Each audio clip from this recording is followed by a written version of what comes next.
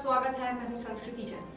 Bulletin की शुरुआत करने से पहले बात कोरोना महामारी से सुरक्षा बचाव के एहतियाती उपायों की। मास्क जरूर पहने, अपने हाथों को बार बार सैनिटाइज करना ना भूलें, 2 गज की दूरी तो है ही जरूरी। इसी के साथ शुरुआत करते हैं बुलेटिन की। कोरोना समूचे विश्व में मौत की गिनती को अनगिनत करता जा रहा है।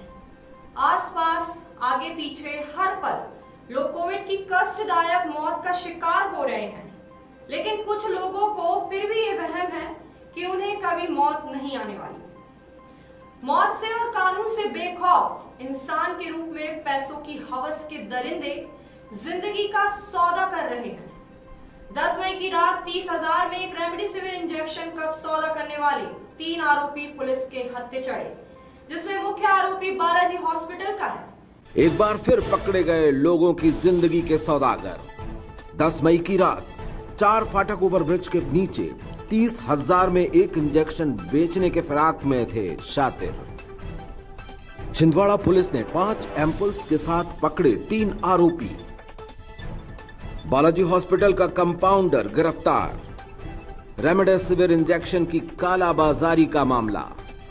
गुजरात, इंदौर, जबलपुर और सिवनी के तार भी हो सकते हैं तार तार। 4 फाटक के पास कुछ व्यक्ति जो है रेमडेसिविर इंजेक्शन को महंगे दामों में 30,000 रुपये में बेचने की बात कर रहे हैं। सूचना पर तत्काल टीम गठित करके और मौके पर जाके कार्रवाई की गई, जिसमें वहाँ 4 फाटक ब्रिज के नीचे 2 व्यक्ति एक्टिवा वाहन पे मिले थे। दोनों व्यक्ति को अभिरक्षा में लेकर पूछताछ किया गया तो एक अखिलेश शर्मा तथा राजा तिवारी नाम बताया था। दोनों से एक इंजेक्शन रेमडेसिविर का बरामद हुआ था।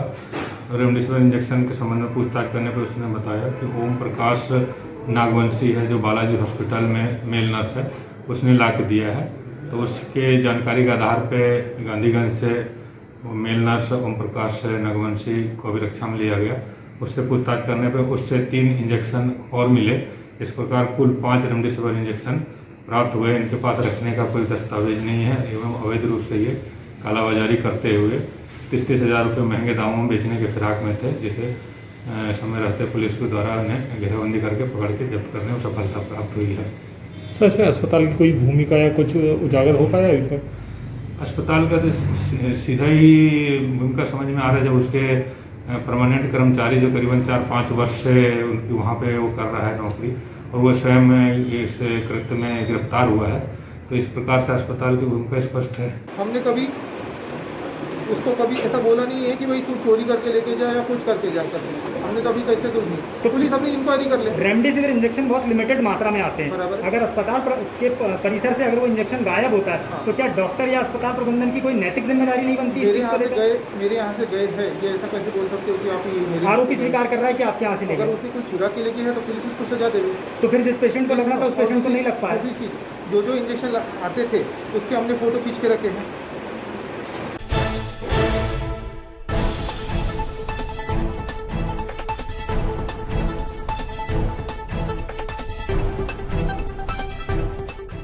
कोरोना काल में लॉकडाउन के दौरान दुकान खुली हो तो लालच की लार ग्राहक और दुकानदार दोनों के मुंह से टपक रही है, लेकिन प्रशासन की नजरों को धोखा कब तक?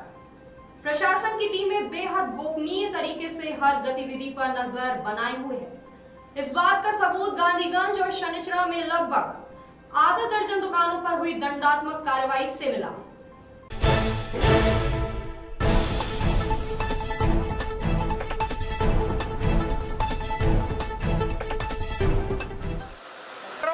जबरदस्ती क्यों खोली है?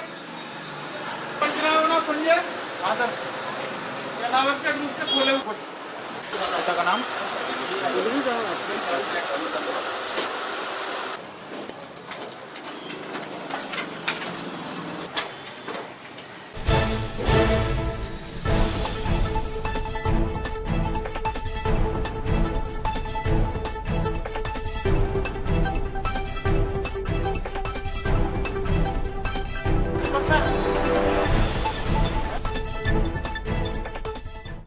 कुछ लोग अपनी दुकान की शटर बंद करके अंदर ग्राहकों को बिठा के कपड़े आदि विक्रय कर रहे थे। तो आज गांधीगंज में बेकरी फूड जिसके संचालक यश छत्री हैं, मेसर संजय कॉरपोरेशन जिसके संचालक संदीप चांडक हैं, सनीचरा में संदीप तुलसी वस्त्रालय जिसके संचालक प्रयागपाल हैं, और शरद भाई जीन्स वाले जिनका वस्त्रालय है शरद वर्मा जी, इनके यहाँ औचक कार्रवाई की गई। ग्राहक बनकर मेरे द्वारा, मेरे नायब तहसीलदार द्वारा वहाँ पहुँचा गया, शटर खुलवाकर देखा गया, विक्रय करते पाए गए। कोविड लॉकडाउन के नियमों का ये उल्लंघन है और इसके अंतर्गत आज कार्रवाई की गई है। सारी दुकानें सील की गई हैं। आगे की कार्रवाई में धारा 188 के अंतर्गत उन पर कार्रवाई की जाएगी और जुर्माना लिया जाएगा।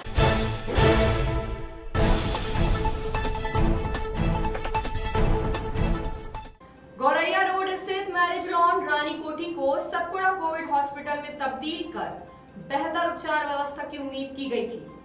जिला अस्पताल हो या प्राइवेट हॉस्पिटल, हर जगह से कोरोना को पराजित कर स्वस्थ होने वालों की संख्या बढ़ी तो है, लेकिन समस्याएं जस की तस है। पहले इलाज पाने की समस्या थी तो अब चिकित्सा सेवा को कलंकित करने वाले समस्या बन चुके हैं। रानी कोठी में हुआ हंगामा और आरोप ये कि फेक रिपोर्ट के कारण पीड़ित का शोषण किया गया।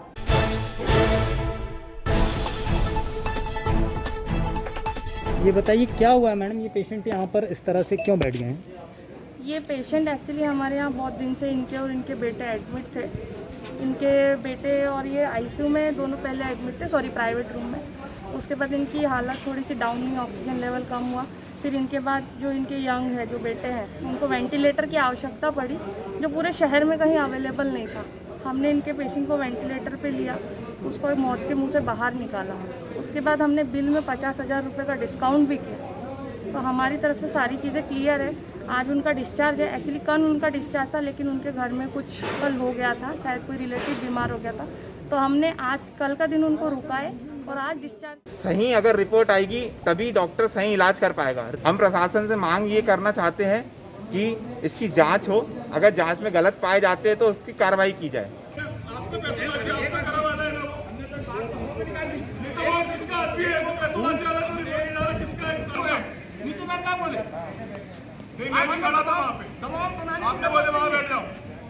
तो इनकी ये शिकायत ये है कि इनकी तो जो पैथोलॉजी लैब से इनकी यही हॉर्स वाले ने जो इनकी रिपोर्ट की थी, उस वाली रिपोर्ट में और सिविल में जो उन्होंने रिपोर्ट कराया, दोनों में कंट्राडिक्शन है।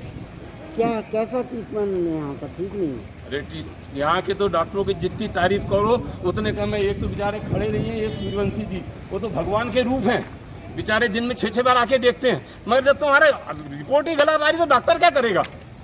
रिपोर्ट गलत आ गई, डॉक्टर ने तो रिपोर्ट देखी, कितना है भैया 7,700 का डोज दो इंजेक्शन, मरने वाला मरे, बच्चे वाला बचे। पूर्व सीएम कमलनाथ और सांसद नकुलनाथ ने 150 जम्बो ऑक्सीजन सिलेंडर की एक और खेप छिंदवाड़ा पहुंचाई है, जिसे शिकारपुर में प्रशासन को हैंडओवर किया गया। जानकारी देते हुए कांग्रेस जिला अध्यक्ष विश्वनाथ ओप्टे ने नेता द्वय को धन्यवाद किया।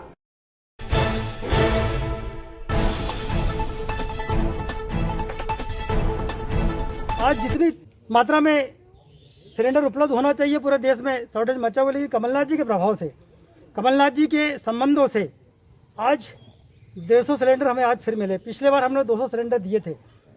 मैं धन्यवाद देना चाहूँगा कमलनाथ जी को, नकुलनाथ जी को। संत आसाराम बापू के अनुयायियों व उन्हें गुरु के रूप में पूजने वाले साधक साधिकाओं ने ज्ञापन सौंपकर अपनी मांगे रखी।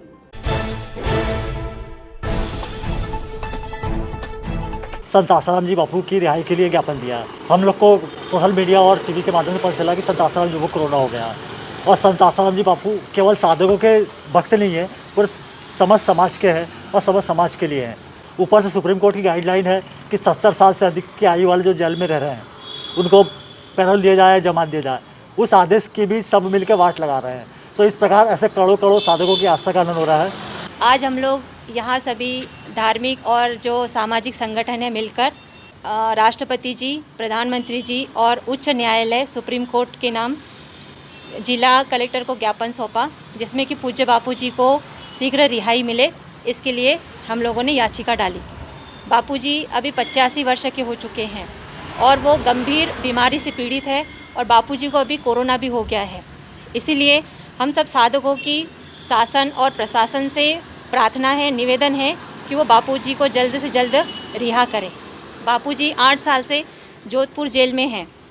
राजीव भवन में आयोजित प्रेस कॉन्फ्रेंस में जिला कांग्रेस अध्यक्ष विश्वनाथ ओक्टे और उपस्थित विधायकों ने पूर्व सीएम कमलनाथ द्वारा UCL एरिया के लिए कोविड उपचार सहायतार्थ मिली राशि और जारी प्रयासों के बारे में जानकारी दी। और कोल इंडिया के माध्यम से हमको जल्दी ही बहुत बड़ी राशि मिलने वाली, जिसमें वहाँ दोनों क्षेत्रों के कोविड के काम होंगे। उसी प्रकार मैं आप सब लोग कहना चाहूँगा कि माननीय कमलनाथ जी के निर्देश पर अभी जो आपने प्रश्न उठाए हैं, हम बहुत जल्द ही आपको पूरे जिले के वास्तविक आंकड़े जो है नाम, नंबर, मोबाइल नंबर से आपको उपलब्ध कराएंगे और हम सब शासन की वास्तविक चेहरे को उजागर करेंगे। आप सबको बहुत बहुत धन्यवाद। प्रदेश की राजधानी भोपाल से हुई वीडियो कॉन्फ्रेंस समीक्षा बैठक में मेडिकल कॉलेज के डीन तथा डॉक्टर्स की टीम ने मौजूदा कोविड उपचार संसाधनों व इंतजामात की जानकारी दी। सेवा का जज्बा और इंसानियत दिल में जिंदा हो तो संसार में कोई जीव दुखी नहीं रह सकता। पांडुना में शिरडी साईं बाबा मंदिर समिति के सदस्यों ने कबाड़ के जुगाड़ से पक्षियों के लिए अन्न व जल हेतु पात्र निर्मित किए हैं।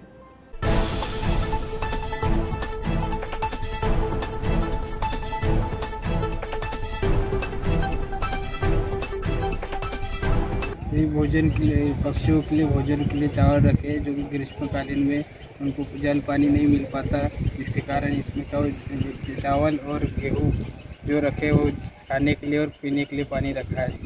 रमजान के मुकद्दस मौके पर आइए आज आपको ले चलते हैं गोलगंज में आपसी सद्भाव की मिसाल, उस धार्मिक स्थल पर जो 1916 से अल्लाह की इबादत को समर्पित है।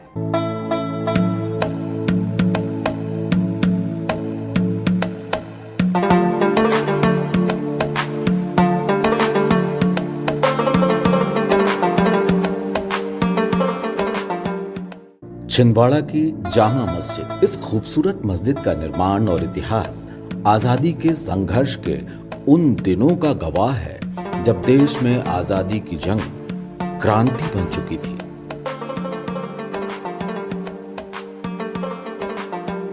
रामपुर उत्तर प्रदेश में अंग्रेजों के खिलाफ प्रदर्शन करते हुए गिरफ्तार किए गए अली बंधुओं को नजरबंद किए जाने की सजा सुनाई गई और अंग्रेजों ने उन्हें छिंदवाड़ा में नजरबंद किया। अंग्रेजों को क्या मालूम था, भारत माता को गुलामी से आजाद करने का संकल्प लेकर प्रज्वलित हुई चिंगारी उन्होंने छिंदवाड़ा ला दी थी। अली बंधुओं ने नजरबंदी के दिनों में सन 1916 में इस खूबसूरत मस्जिद का निर्माण छिंदवाड़ा वासियों के सहयोग से कराया था। इस मस्जिद की खासियत यह है कि यह मस्जिद टर्किश आर्किटेक्चर का नायाब उदाहरण है।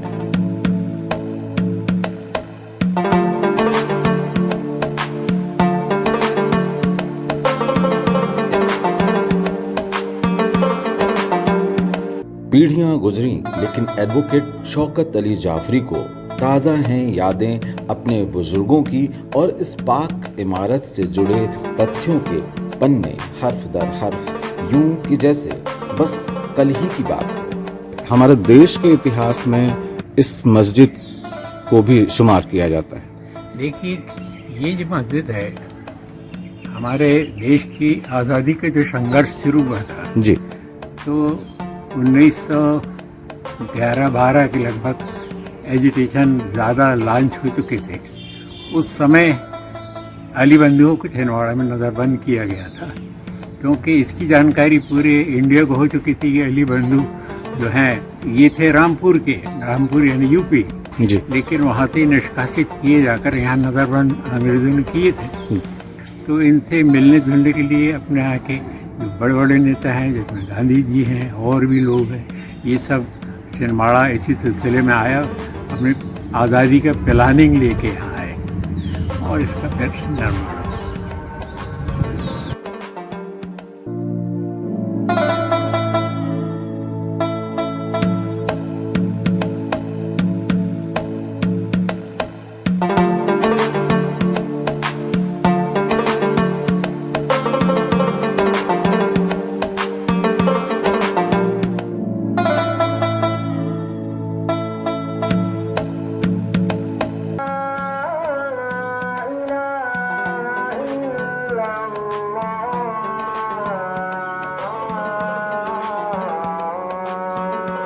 जामा मस्जिद और अली बंधुओं से जुड़ा एक सुखद इत्तेफाक ये कि अली बंधुओं का नाम मोहम्मद अली और शौकत अली था। यहाँ हम जिनसे मुखातिब थे उनका नाम भी जनाब शौकत अली ही है। ये मस्जिद जो है 1916 में अली बंधुओं द्वारा उनकी सहयोग से बनी थी। उस समय खिलाफत आंदोलन चल रहा था, गांधी जी भी देश को आज़ाद करने में लगे थे। तमाम नेता जो जमा हुए थे उस योजना के अंतर्गत यहाँ पर वो नज़रबंद किए गए थे अली बंधु, और उनकी माँ भी यहाँ थी। उन तीनों ने मिलकर योगदान करके इस स्मारक का निर्माण किया, और इस निर्माण में यहाँ के लोकल लोगों का भी इसमें हाथ रहा। लोगों ने चंदा दिया है, इसमें हिंदू मुस्लिम सभी का चंदा लगा हुआ है। इसके ये वाला पोर्शन है, गुलदस्ता बोलते हैं जी, ये 1936 में बना है।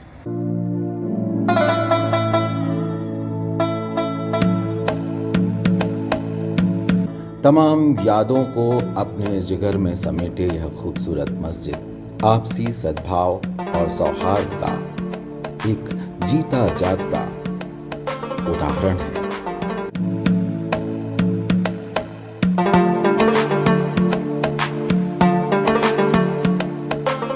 और अब पेश है लोकतंत्र में चतुर्थ स्तंभ द्वारा कोविड काल और हालात की समीक्षा।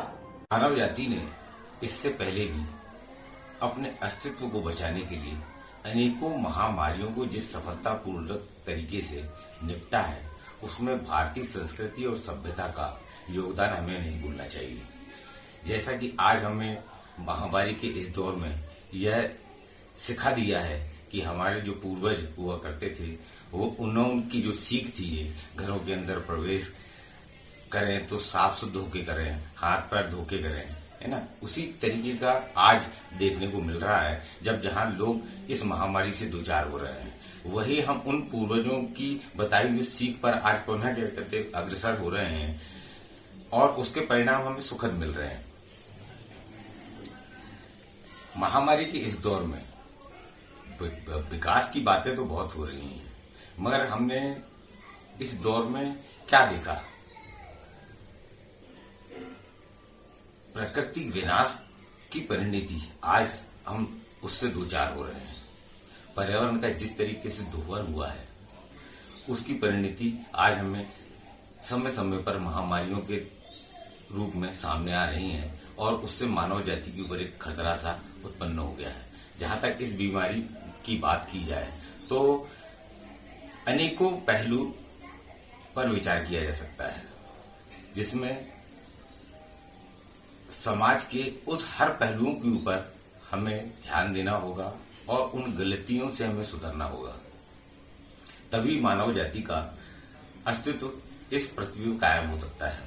महामारी के इस दौर में जहां तक देखने को मिला है कि हमारी सरकारों ने इस महामारी को जिस हल्के तरीके से लिया है, उसकी परिणति आज विश्व पूरा देख रहा है। पल पल लोग तिल तिल कर यहाँ मर रहे हैं, और विकास की बातें बहुत बड़ी बड़ी हो रही हैं। उस विकास से हमें आखिर मिला क्या है? यह एक विचारणीय विषय है। इसके ऊपर हमें पुनः नए सिरे से विचार करने की आवश्यकता है कि हम विकास की बातें तो बहुत करते हैं, मगर हम आज कहाँ पर हैं? हम उन्हीं मूल्यों को पर पुनः वापस आ गए हैं, जो मूल्य हमें हमारे बुजुर्गों ने हमें बताया था, और हमने इस विकास की अंधी दौड़ में हम उन चीजों को नजरअंदाज कर गए। एक तो कोई भविष्य की कोई प्लानिंग नहीं थी।